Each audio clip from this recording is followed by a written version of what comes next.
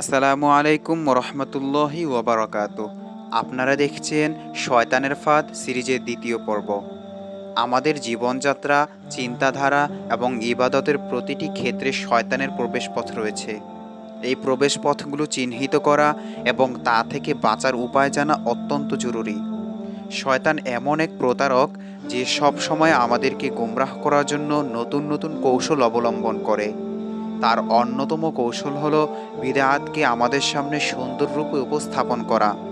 কিন্তু আমরা কি জানি বিদআত কতটা ধ্বংসাত্মক এবং কিভাবে এটি আমাদের ঈমান ও আমলকে ধ্বংস করে দেয়? আজকের পর্বে আমরা আলোচনা করব শয়তানের এই মারাত্মক কৌশল সম্পর্কে, যে কৌশল মানুষকে ধীরে ধীরে সত্য পথ থেকে বিচ্যুত করে।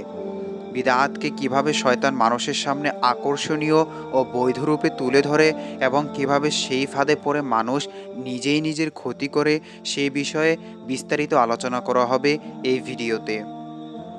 প্রথমে আমরা জেনে নিই বিদআতের সংজ্ঞা এবং প্রভাব। বিদআত শব্দটি আরবি বদআ থেকে এসেছে, যার অর্থ হলো নতুন কিছু উদ্ভাবন করা।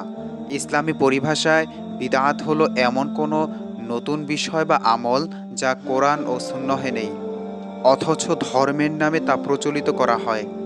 এটি মানুষের তৈরি একটি নতুন সংযোজন, যা দ্বীনের মধ্যে কোনো ভিত্তি ছাড়াই প্রবেশ করানো হয়। রাসূলুল্লাহ সাল্লাল্লাহু আলাইহি ওয়াসাল্লাম বলেছেন, প্রত্যেক বিদআত হলো ভ্রষ্টতা এবং প্রত্যেক ভ্রষ্টতা জাহান্নামে নিয়ে যায়। মুসলিম। বিদআত শয়তানের জন্য একটি বড় হাতিয়ার, কারণ বিদআতের মাধ্যমে মানুষ নিজেকে সঠিক পথে আছে বলে মনে করে, অথচ প্রকৃতপক্ষে সে ধ্বংসের দিকে এগিয়ে যায়। শয়তানের কৌশল: বিদআতকে বৈধতা দেওয়া। শয়তান অত্যন্ত দ্রুত। সে জানে মানুষ সরাসরি হারাম কাজে কখনোই লিপ্ত হবে না, তাই সে বিদআতের মাধ্যমে ইবাদতের মধ্যে নতুন কিছু যোগ করার মাধ্যমে মানুষকে বিভ্রান্ত করে। তার কৌশল হলো ধর্মীয় উদ্দীপনা বাড়ানোর নামে পরিবর্তন। শয়তান মানুষের কাছে এসে বলে, মানুষ তো দিন থেকে অনেক দূরে চলে গেছে, তাদের ফিরিয়ে আনতে কিছু বাড়তি ইবাদত করলে ক্ষতি কিসে? কেউ হয়তো কোরআন তেলাওয়াত বা জিকিরের ক্ষেত্রে নতুন নতুন পদ্ধতি সংযোজন করে, কেউ বলে সুন্নাহর চেয়ে বেশি ইবাদত করলে সমস্যা কোথায়? মিথ্যা হাদিস প্রচার: শয়তান অনেক সময় মিথ্যা হাদিস তৈরি করে আমাদেরকে বিভ্রান্ত করতে উৎসাহিত করে। তার যুক্তি হলো মানুষকে দ্বীনের পথে আনতে হলে ভয় দেখানো প্রয়োজন। এরপর কিছু লোক রাসূলুল্লাহ সাল্লাল্লাহু আলাইহি ওয়াসাল্লামের নামে মিথ্যা হাদিস প্রচার করে। তারা বলে, আমরা মিথ্যা বলছি না, বরং রাসূলের পক্ষেই বলছি। কিন্তু আমরা ভুলে যাই, দ্বীনের নামে মিথ্যা বলা বা নতুন কিছু যোগ করা তা মারাত্মক গুনাহ।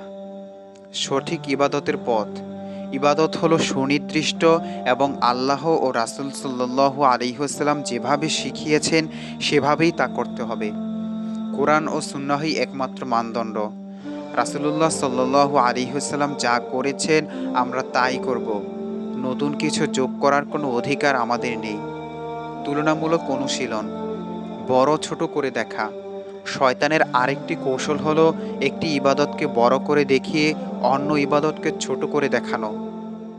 এক, ব্যক্তিকেন্দ্রিক তুলনা: একজন ব্যক্তি হয়তো সালাত পড়ে কিন্তু অন্য গুনাহ করে। সে মনে করে সালাতেই সবচেয়ে গুরুত্বপূর্ণ, কিন্তু দিন কেবল সালাত নয়। শয়তান তাকে বুঝায়, তুমি তো সালাত পড়ছ, অন্য কিছু করলে সমস্যা নেই। দুই, সমষ্টিকেন্দ্রিক তুলনা: সমাজের কিছু মানুষ রাজনীতি, অর্থনীতি বা সামাজিক সচেতনতার মতো বিষয়কে অতিরিক্ত গুরুত্ব দেয়।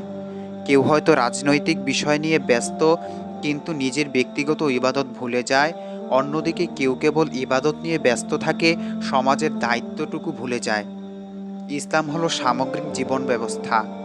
একটি দিককে বড় করে আরেকটা দিককে উপেক্ষা করা শয়তানের একটি মারাত্মক কৌশল। অলসতা ও গড়িমসি: শয়তানের আরেকটি ফাঁদ। অলসতা ও গড়িমসি, এটি হলো শয়তানের আরেকটি ফাঁদ। শয়তান আমাদেরকে অলসতা ও গড়িমসির দিকে ঠেলে দেয়। সে বলে, এখন না, পরে করো। যেমন, পড়ালেখা শেষ হলে তওবা করব, চাকরি পেলে দ্বীনের পথে ফিরে আসব।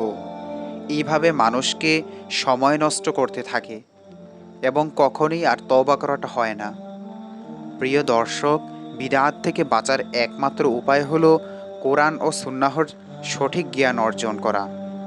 শয়তানের প্রতিটি ফাঁদ সম্পর্কে সচেতন থাকুন এবং দিনের সঠিক পথে চলে আসুন। পরবর্তী পর্বে আমরা আলোচনা করব শয়তানের আরও একটি প্রবেশ পথ নিয়ে। আমাদের সঙ্গেই থাকুন এবং প্রোডাক্টিভ থাকুন।